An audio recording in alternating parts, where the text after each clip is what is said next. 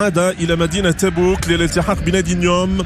فتح أمامه المجال للعب مباراة الدور الثمن النهائي والربع النهائي، وبعد استنفاد فترة التوقف الدولي طالبه بالعودة على عجل إلى المملكة العربية السعودية. لم يسمح له بإجراء هذه المباراة. نعرف جيدا قيمة سيمون بوابري مهاجم المنتخب الفرنسي ولاعب النيوم في المملكة العربية السعودية. كرة من ياسر صبيري، الحكم يتدخل والكرة للفريق الوطني تتحول من جديد فرنسية عبر توريلان.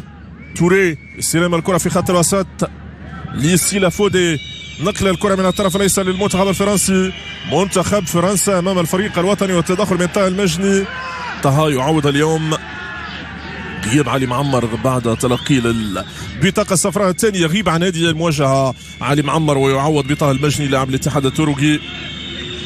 تتحول كرة من ميشيل لوكاس، استلام الكرة من الطرف الايسر للمنتخب الفرنسي الذي يبحث عن الحلول من الطرف الايسر. الاعتماد كيف ما شفتوا في الثلاث دقائق الاولى، يعرف جيدا أن علي معمر واحد من اكثر اللاعبين افتكاكا للكرات في منذ انطلاق هذه البطولة.